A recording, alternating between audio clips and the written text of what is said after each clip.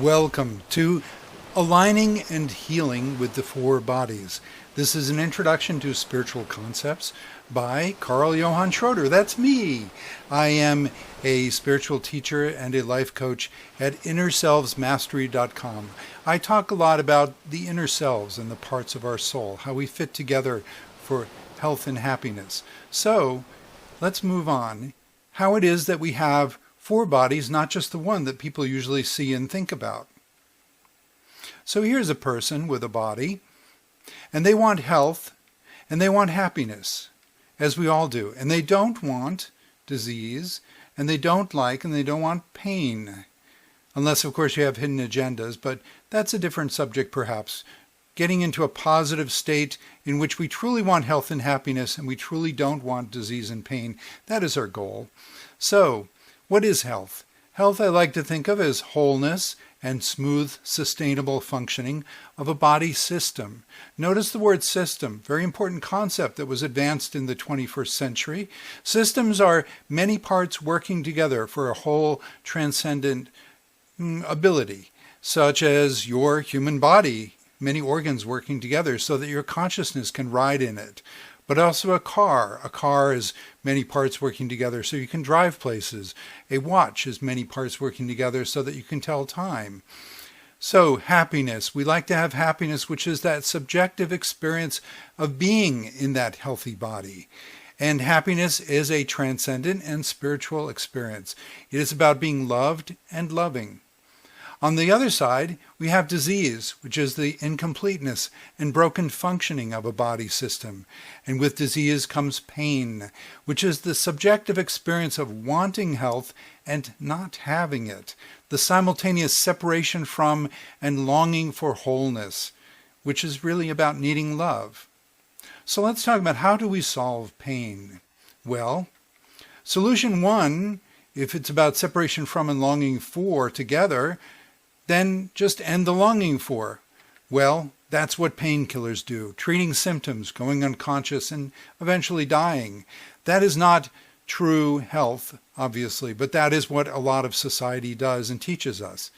Solution two, the real solution, is to end the separation from, so that we regain our wholeness and smooth functioning for health and happiness. And with that, we need true healing, education, self-care, and growth. So, with that education, let's talk about who and what are you really? You are not a human being having a spiritual experience. You are a spiritual being having a human experience. This wonderful quote comes from Teilhard de Chardin, a French philosopher, anthropologist, and all-around holistic thinker. So, what we're saying is that you are love. You are a being who cares about your health and happiness, and you can do something about that. Where love is kindness, caring, and helping of the self and others. So let's move along here. Let's get the bigger picture. We're in space, and here comes the Earth. You are here, yes. And so we come down onto the Earth, and we incarnate, and in this beautiful nature, look at this valley, the plants and animals of Earth, so amazing. And then along comes, wait for it, the human being. Yes, and all the animals are wondering, like, what is this creature? They seem to be causing a lot of changes on the planet. What's going on here? Well, let's think about what makes human beings so special. Here it is. It's the human brain. Yes, the human brain is amazing because it doesn't just do what animal brains do. Animal brains basically cover the functionality of their body. Well, we have more than just the physical body, and our human brain has extra processing space. We actually have extra space more than what we need so that we can stage experiences.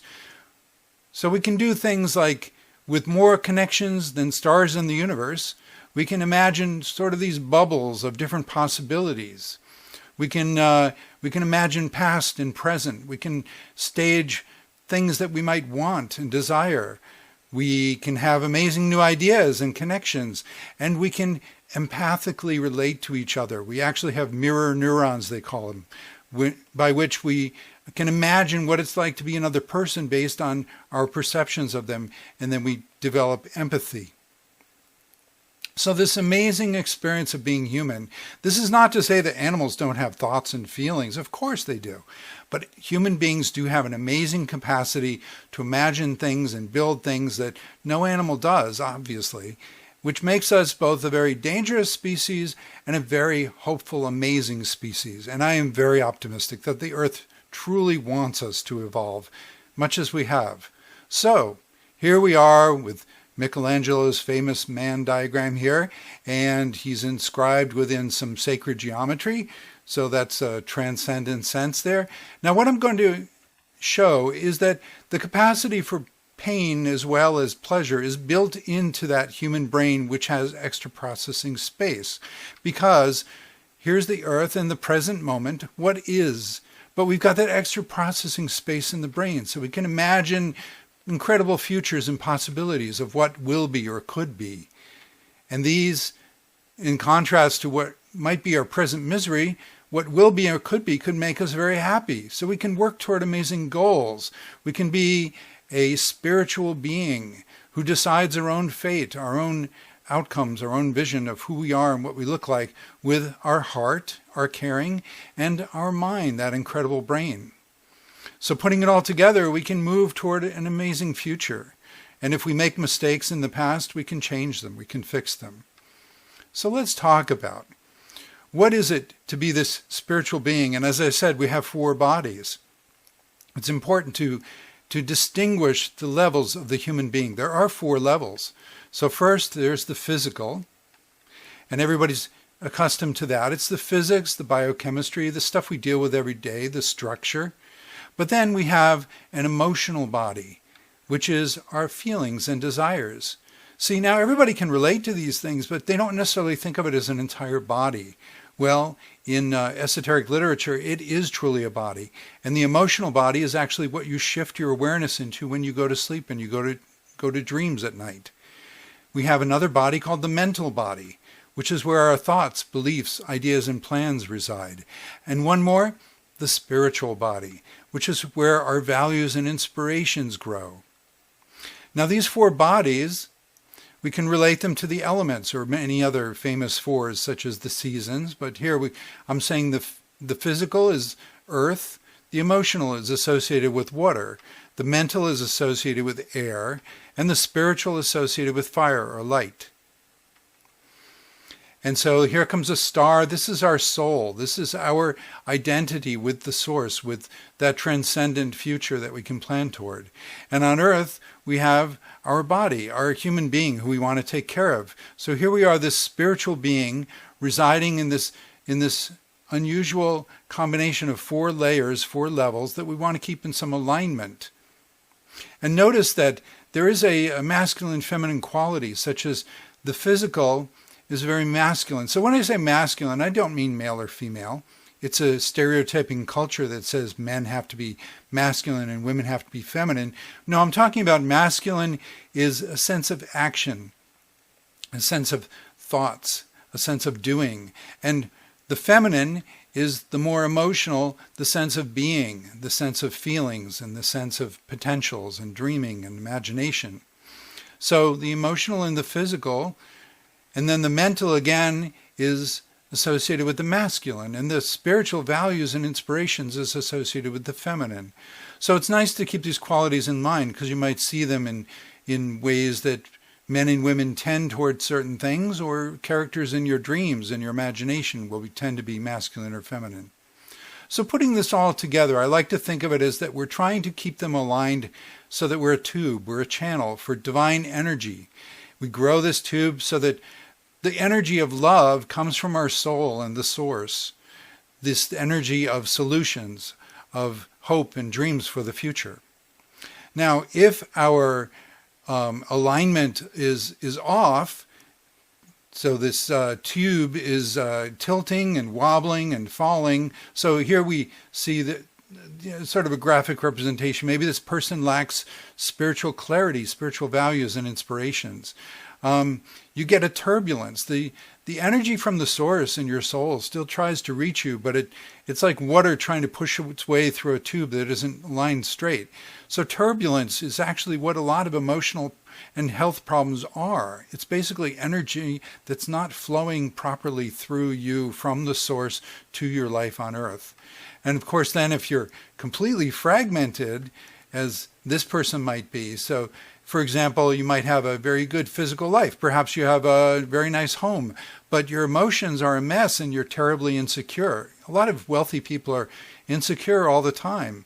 And then you have thoughts and beliefs of people being out to get you and conspiracies, and your values and inspirations are basically just to survive all the time. So you're not going to be happy. You're not going to have that channeling of divine flow. That's our goal. So let's think about what are some ways we've got these 4 bodies that we want to keep in alignment. So some methods for getting to know and to align your physical, emotional, mental, and spiritual bodies. Well, there's mindfulness, to notice the connections. Basically saying, this just happened. What was I doing, thinking, feeling, and valuing just now? Noticing these. Journaling, writing down with honesty and self-acceptance. To review your life frequently, either written or audio, and also bring in your dreams, therapy, friend talks, etc. Ways of getting to notice yourself and document yourself. Meditate, to observe what comes up. There are different kinds of meditation, but they're all about slowing down and going inside. Talk to your bodies. Literally, look in the mirror and say, how are you today? My thoughts, my feelings, my physical body, my values and inspirations. Give me a sign. Show me an image or a memory of how it's going in there. Make self-caring choices for each of your bodies. Feed them well the food of their realm. And what I mean by that is, well, with our physical body, we're certainly accustomed to the concept of feeding good physical food to our physical body. But what about your emotional body? Yes, you need to feed it good feelings. Now, we're not talking about denying if you currently have upset feelings. You process those in your journaling and therapy, etc. But whenever you have a choice, reach for hopeful feelings, loving feelings, and likewise your thoughts. Reach for pleasant thoughts. Reach for thoughts that the universe is your friend and things will work out. Reach for values of wanting to serve people, serve the world, be of purpose, of higher aims and desires rather than just survival. These will feed your bodies and align you naturally. And then just enjoy nature, art, learning, relationships, growth, and life, because that's what the bodies do. They work together. So what is each of your bodies like? If you go to a movie, for example, what sticks with you? What are some of your takeaways? What are your bodies like? And then just lots of appreciation and gratitude. Gratitude is an amazing energy. It brings things alive. It isn't just about taking things in life. It's about receiving them from someone who cares about you. Gratitude is amazing. And then celebrate when all your bodies work together for a wonderful day, a wonderful life. And so I wish you happy aligning. As you work with your 4 bodies, you will find this will lead to happiness and health.